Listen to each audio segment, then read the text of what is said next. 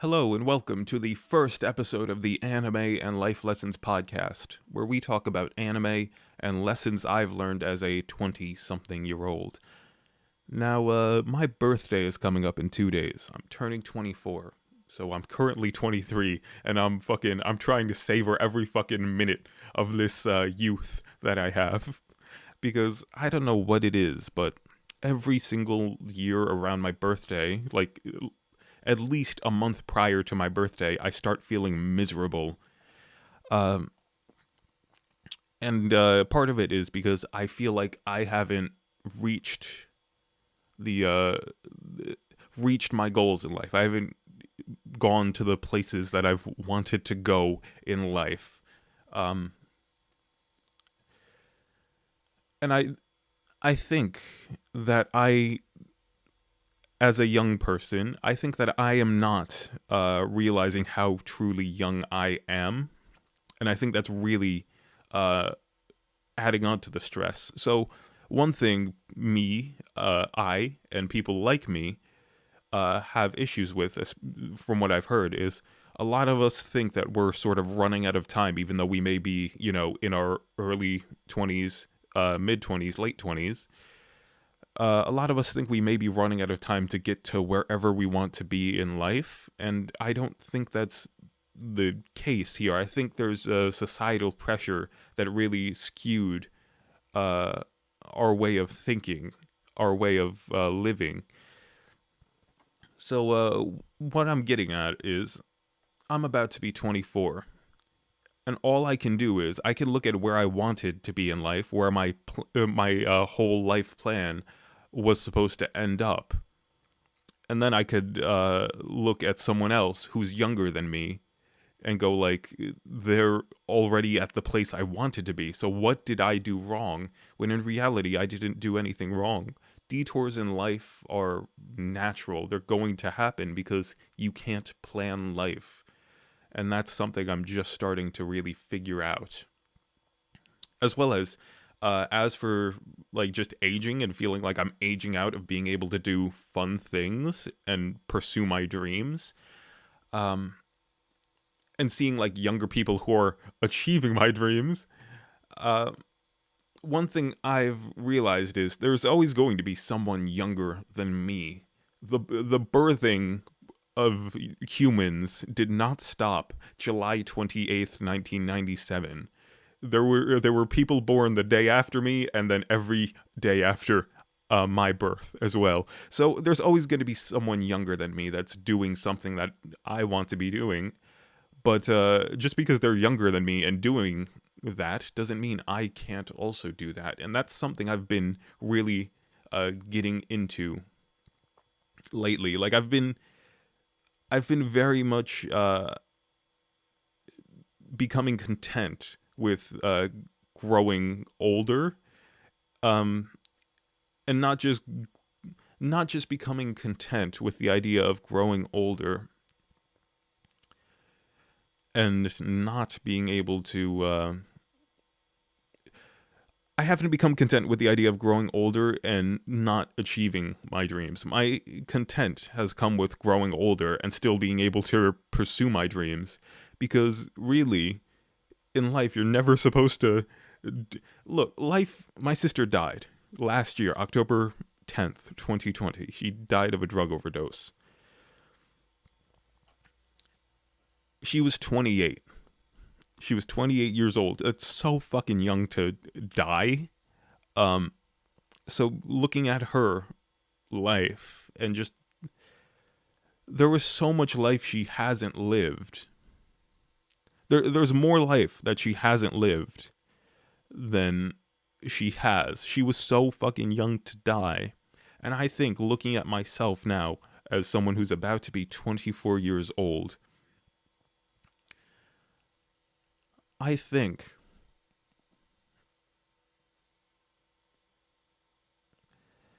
I think it would be a waste of whatever like youngness I have to just give up on my dreams and pursue and life is so short.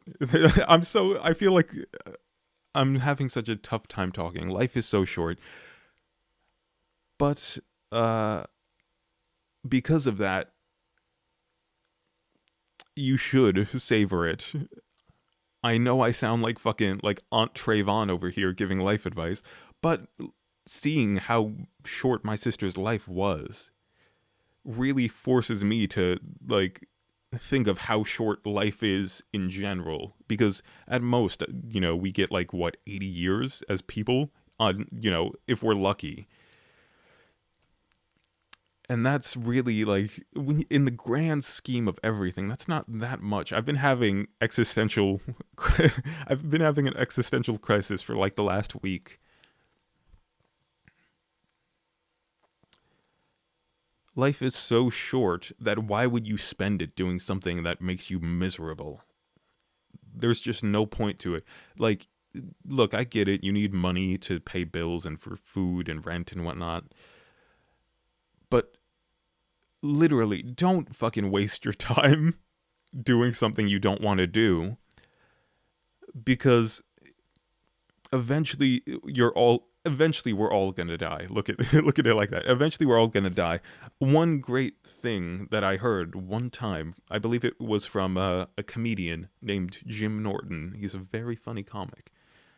I heard him talking about death, and he said, look at a photo of Yankee Stadium from 1930. There's 40,000 dead people in that picture. And that just makes you realize that, look, everyone's going to die at some point and no one's going to remember you specifically. So just do whatever makes you happy. Because what else are you going to do? Do you want to just be miserable throughout this existence? So yeah, that's really been pushing me to keep achieving my, or attempting to achieve my dreams, and not sort of give up entirely. Just the fact that life is so short and everyone's gonna die at some point and no one's gonna be remembered. Humanity isn't important in the grand scheme of the universe. As far as we know, what if humanity turned out to be like this really important race, like in Marvel comics? Like, uh, but I like to live life being somewhat negative. Humanity doesn't matter, nothing matters, so therefore, everything you do should be whatever makes you happy, unless it's harming someone else. Do not harm someone else. Uh, I've also been thinking about, because I'm aging, and a lot of people around my age who have, left high school, left college, I've heard people talk about like losing friends as you get older. And one thing I've never understood about that is, if you and your friend sort of head down different life paths, which you probably are going to do around this sort of age range, 18 to 30, you're probably heading down wildly different life paths because you're becoming an adult, a proper sort of adult. And you're both trying to achieve whatever you want to achieve, which I'm sure is different because you're different people. So one thing I never understood is people saying like, "Oh, I've lost friends because I haven't talked to them in a while," or like, "Oh, I had this friend from college and he moved across the country to do his thing, but I'm over on the East Coast and he's on the West Coast." And I never understood the idea of friendships ending just because you don't talk for a while, because what's the issue with not talking for a while? It's not about how long you go without talking. It's about how you sort of connect when you get together again, when you finally talk again. So, for example, like any of my friends that I haven't spoken to in the last year, I feel like I could just get into a room with them and talk with them, and we're still friends. I don't feel like the friendship has ended. I feel like we've both just gone down different life paths, and we've We're just sort of, living our own lives. But then when we connect again, we get to be friends again in uh in real life, I guess. It's just an odd concept to me. I'll tell you a story. When I was younger, when I was like an actual kid, from like the ages of maybe 13 to like 16, I lived I I never had a lot of friends. I was always shy. I was always to myself and reserved. But I have one best friend who I call my brother a lot. Um, because he is my brother at this point. I've known him since I was like 9. So he lived in a city that I grew up in called Kingston. But then I moved to a town like 25 minutes away called New Paltz. And as kids, because you don't have that sort of connection, you can't just sort of walk to each other's houses because it's like 20 miles away at that point. Uh, you sort of you don't grow apart, but you're friends, but you're just existing on different sort of wavelengths. So I'm living and doing my thing in another town, and he's in the other city that I grew up in doing his thing. And yet we still managed to be like bestest friends to this day. He's still my fucking my ride or die. He's my bottom bitch. But I think that that taught me a valuable sort of life lesson that no matter how long I go without talking to someone or seeing someone, that as long as we can just sort of hit it off when we get together again, then what's the issue? We're still friends. I think I think a lot of things. I've been saying I think, so I've said, how long has this podcast been going on? 12 minutes? And I've said I think at least 30,000 times. But that's a great way to look at life, is just, look, everyone's going to have their own things that they have to go deal with on their own. And that's okay, because that's a part of life. Everyone wants to do different things. But as long as when you get together, you still are having that loving friendship, who cares how long you've been apart? You're still friends. Yeah. How do I tie this into anime? The Straw Hat Pirates, they had a 2-year time skip where none of them talked to each other, I assume. And then they came back and they were still friends. There you go. I tied this into anime. This justifies the anime in the title, Anime and Life Lessons. uh, yeah, that's definitely been something that's been on my mind. I've also been thinking about how far I've come in life from where I was 6 years ago. So 6 years ago, I was 17. I was, for part of it, living in a house that had no heat whatsoever, except for a wood stove. But it was a house that wasn't designed to be heated solely by like a wood stove or a fireplace. So the wood stove was at one end of the house, and then all the bedrooms were at the other end. And so it was always cold. And then at points we couldn't really afford wood for the wood stove. So I remember going into the woods with my brother with boxes, and we were grabbing like sticks and stuff and filling the boxes full of sticks to use in the wood stove so we could hopefully not freeze to death.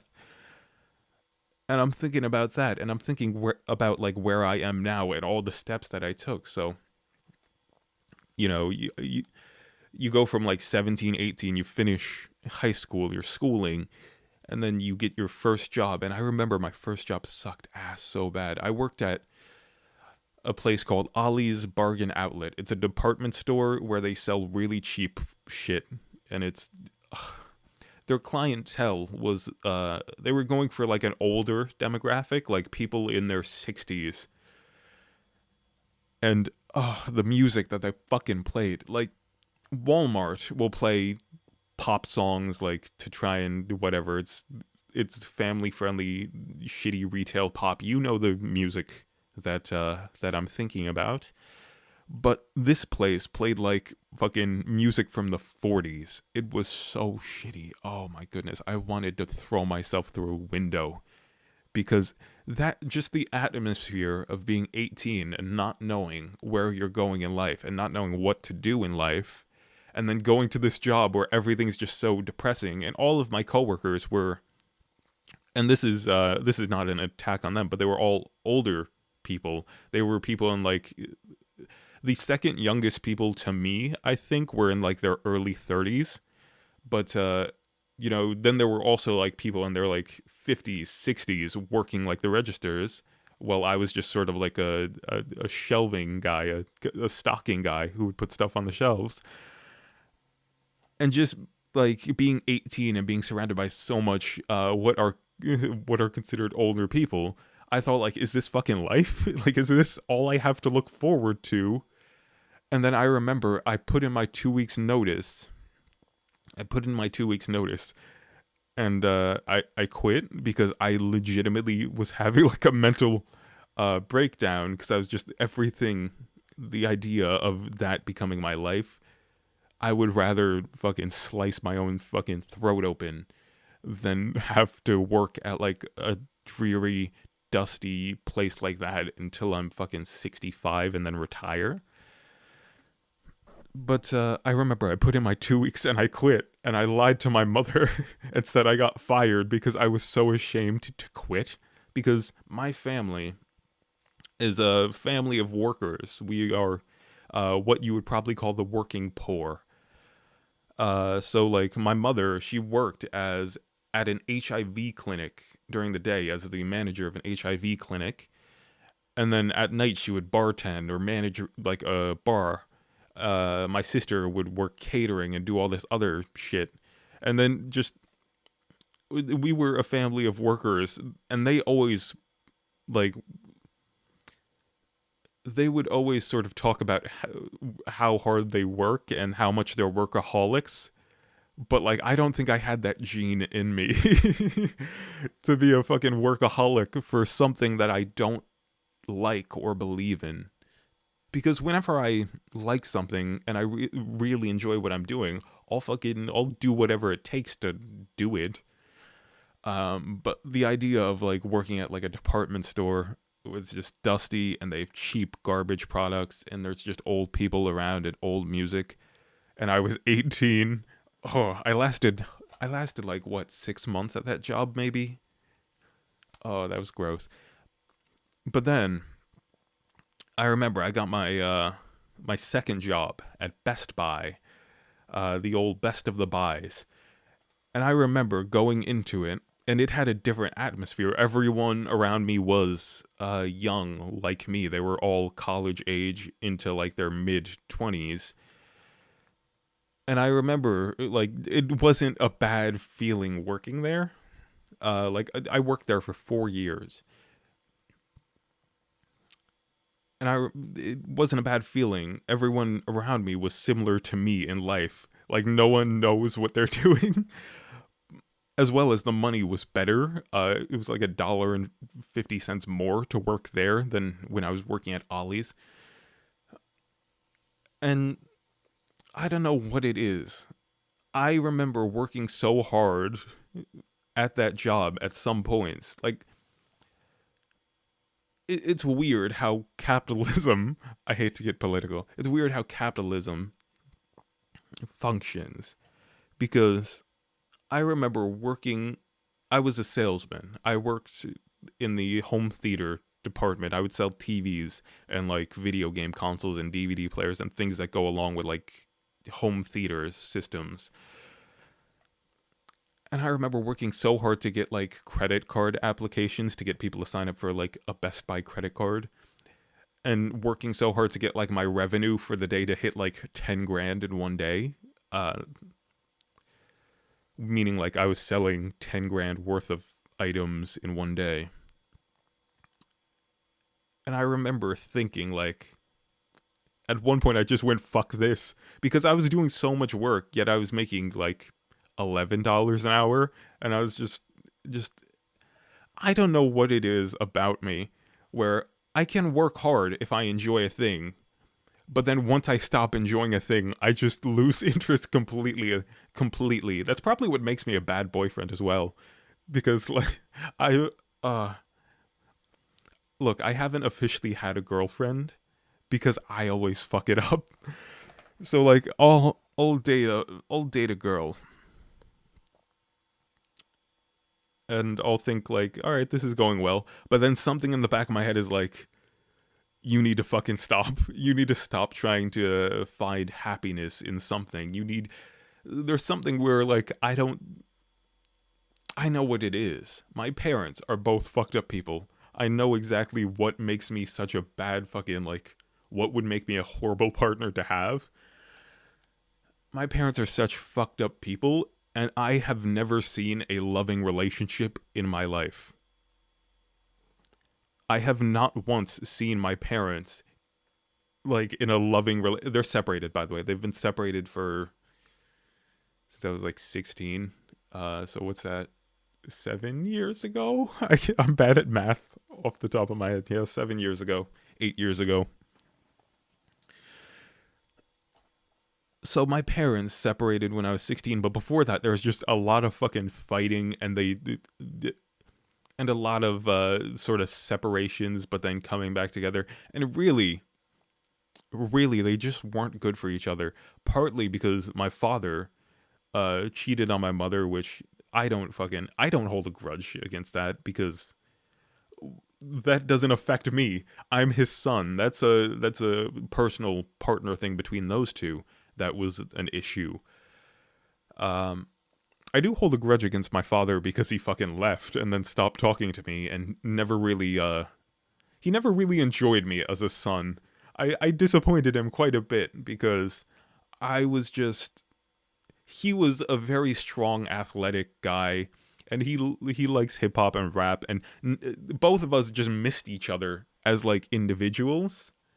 Like we were just running parallel because growing up I listened to fucking rock. I listened to like Marilyn Manson and the Smashing Pumpkins and My Chemical Romance. And my father listens to like Jay-Z and like so we miss each other on like things we could bond with.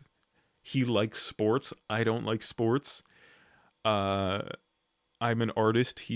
I mean he kind of is an artist. He started tattooing people, but we're so different of people, and because of that, like during all of the separations that him and my mother had, where he would like move out for a bit but then maybe come back in, he was never there to see me. He would never come to the house to say like, hey son, how are you doing, son?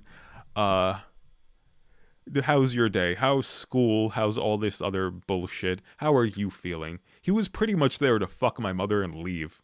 Like that sums up my relationship with my father, where he comes to see my mother and then I also happen to be there, so he might say hi if he sees me in like the kitchen or whatever.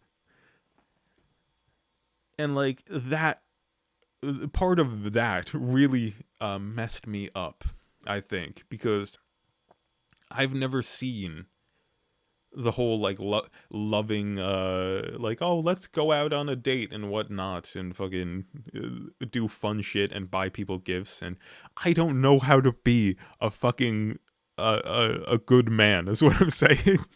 I haven't had a strong male figure in my life uh in that one aspect when it comes to like seeing how relationships work and like how dating works and how like treating a partner works. uh and look, I can blame my mother as well because she sort of fed into it and let it happen like that instead of interfering. My mother would use my father.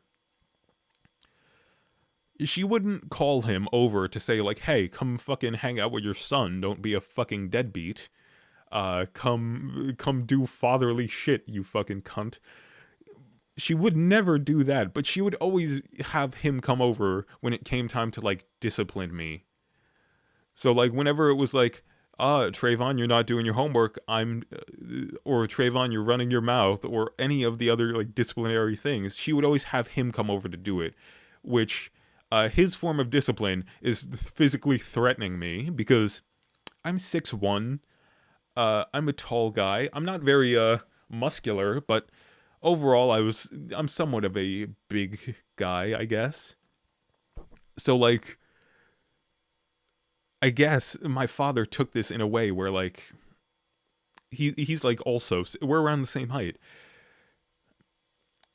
He took this as a way of like I guess we're in competition now. Like he has to prove that he's the alpha in the whatever, and just it's lazy parenting. You're never supposed to compete with your fucking kids. Like if he were to sit me down and talk, which he wouldn't because he too had a fucked up childhood, so it's very much a vicious cycle of generational trauma. If he were to sit me down and talk, like that probably would have done way more than just like coming over and physically threatening me and making me feel like just inferior and destroying all kind of confidence that I had in myself. Uh that would have just been so much more helpful for like our father son relationship. So I have what I'm saying is I have daddy and mommy issues and I don't know what to do because it's really affecting who I am as a young adult. There we go. Maybe I should go to therapy. I should go to therapy, or I could just keep talking about it on a podcast. That feels like that'll help more, I guess. Just talking about it to strangers on the internet. But I've been fortunate in my life because of me having fucked up parents. It's made me appreciate the non fucked up people that come into my life. So my friend Steve, who's the man who taught me how to play guitar, I've known him for 10 years, for a decade now. He's my second longest running friendship. And he's also currently, I believe he's in his 60s. He's in his early 60s. So he's always been that weird he's given me that fatherly guidance that I sort of needed in life, and I'm very grateful to him. And I should really tell him that, but I also don't know how to say that without sounding weird. Like, hey, you were like, you've done more for me than the man whose dick and balls I came tumbling out of. Thank you for guiding me because I was such a lost kid, and thank you for giving me all the advice you gave me. But even then, even after him, I have my friend Aaron Potts, who's a fashion designer, who I met. I met after my band, my old discontinued band, Ashes of the Phoenix, played the Rosendale Street Festival in 2018. So we played the Rosendale Street Festival. And then apparently he saw me. He saw my sort of aesthetic, where it's kind of weird, and I have long hair, and I look unique. I don't look like there's a lot of people that look like me. And he saw me, and he found the band on Instagram, and then through the band's Instagram, he found my personal Instagram, and he DM'd me, and he asked me to like become a model for him. And then we met and we talked at like Starbucks and whatnot, and through all this. And then I did my first photo shoot, and then he called me back to do more photo shoots. And his influence on me, because of his belief in me, I gained belief in myself. I started gaining confidence in myself after I started like doing modeling stuff. And it just his overall impact on me as a young man. I was like 20, maybe 21 when I met him. So just I've been so fortunate to have strong men in my life where my father had sort of dropped the ball. Yeah, That's definitely it. Where do I talk about anime in this podcast? I don't know how to fit anime in this. Let's talk about One Piece. I am currently behind on the manga. I'm a chapter behind, and I have no idea what I'm gonna do with this YouTube channel because I don't want to do basic chapter reviews. And theory-wise, with One Piece, I don't want to do One Piece theories that are tied to like the current events of the manga, because I want people of all sort of stages of viewing One Piece to be able to watch my videos without having like things spoiled for them. So like my last two videos of CP0 Tama and the artificial ancient weapon, and then the is Law and Kid going to betray Luffy. Those are very current manga heavy videos. So like if you watch those videos, there are slight spoilers. Actually major spoilers for the manga. So I think I'm gonna start doing One Piece videos where it's just sort of general theories where like, you know, will Enel come back into the series and how he'll come back into the series and things kind of like that. Or like Doflamingo. I have a script that alright, I don't have a script. I have an idea for a script. The idea is Doflamingo's second awakening. So for those that don't know, there is a One Piece theory that people who've awakened devil fruits can actually awaken them again to a sort of a higher level. And as we know, Doflamingo himself has the string fruit. So my idea for a second awakening for Doflamingo, if second awakenings are a thing, so it's kind of like a theory within a theory, my idea is the Doflamingo string theory. So string theory is a physics type of thing where I should not be the person explaining this. But from what I think I know, I've watched a few videos with Michio Kaku and Neil deGrasse Tyson talking about string theory. Think of the universe as like strings vibrating or whatever. Imagine Doflamingo can control the strings of the universe and then manipulate matter at like a molecular level. That's the Doflamingo Doflamingo string theory. Doflamingo second awakening string theory. So Doflamingo becomes able to control the strings of the universe. And I don't know how to write that script because I'm dumb. I've watched string theory videos by Michio Kaku and fucking Neil deGrasse Tyson and Bill Nye and every fucking science person, and I don't know what I'm doing. I don't know how to tackle this and make it into like a 10-minute video.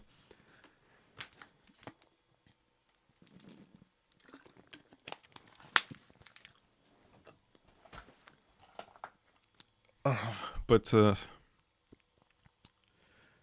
yeah, that's I hope to let's see. I'm going to open up my my theory folder and I'm just going to tell you guys a whole bunch of theories that I've been thinking of. Let's see.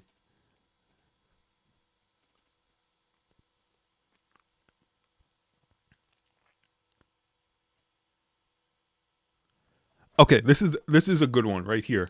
I'm looking at the titles of all my ideas. The ancient zone for Zunisha. So like an ancient zone, or maybe like a mythical zone. I mean, Zunisha's not a myth because Zunisha exists, but an ancient zone where like the user turns into the giant fucking elephant that is Zunisha, or a giant elephant of Zunisha's species, I guess. So I think that would be fucking so cool. So cool, because just imagine someone bigger, a normal human, or even a giant, like a 20-foot tall giant, like someone Whitebeard sized, eats a devil fruit. and now they're able to turn into this elephant that's bigger than the red line. That's so fucking wild. Okay, I'm gonna do. Okay.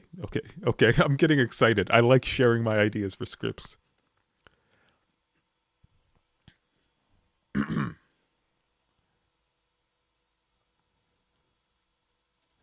This one was gonna be a JoJo's video, and I don't know how to tackle it because I'm still learning stuff about it. The video title was going to be "The Bizarre World of JoJo's Merchandise." And I was just going to go over and find the weirdest JoJo's merchandise that you can. So far, I found like a JoJo waffle maker. But really, I want to find like weird things because like with have any of you seen like Red Bard's videos where it's can you live on Evangelion merch? Or can you live on Neon Genesis? Can you live on, what is it? I'm gonna look this up. Red Bard.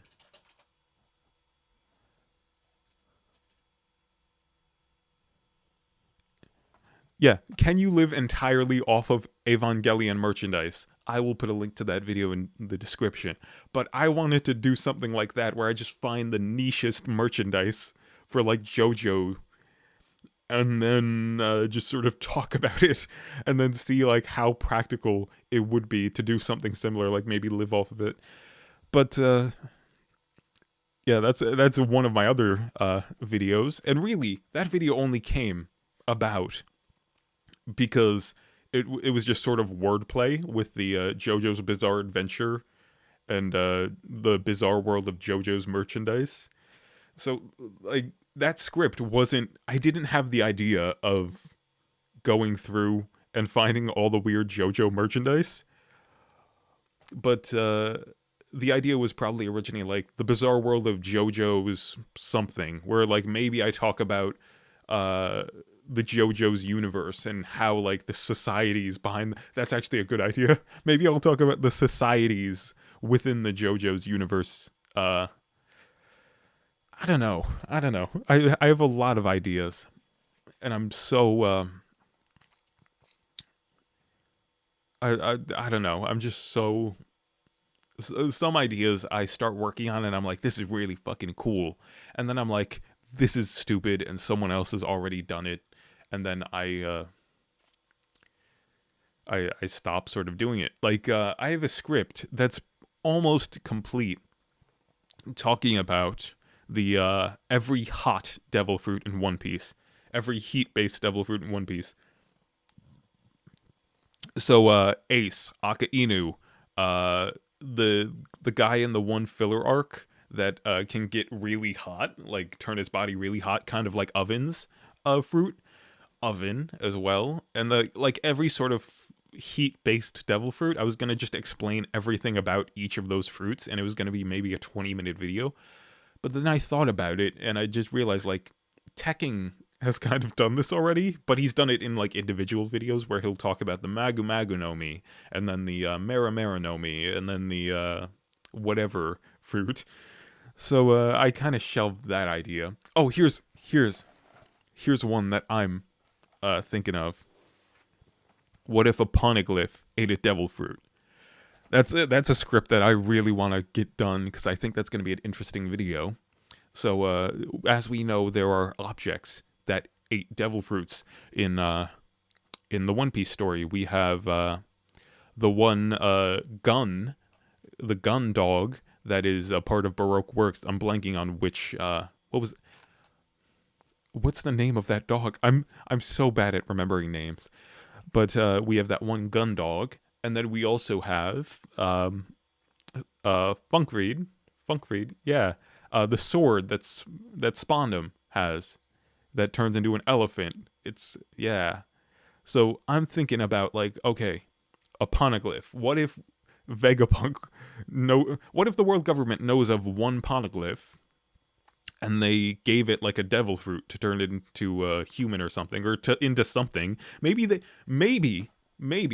because we know that there are multiple Hito Nomis, human fruits. There's the human fruit that Chopper has, but then there's also the mythical human fruit model Buddha that Sengoku has. Sengoku? I'm dumb. Did I say Son Goku or Sengoku?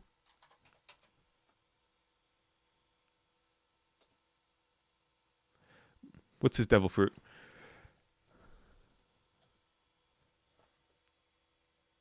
Yeah, so we know that there are multiple sort of Hito no Mi models. What if the world government took a Hito no Mi and put it into a poneglyph, thinking like, okay, we can control a fucking poneglyph as a human soldier or whatever, and that will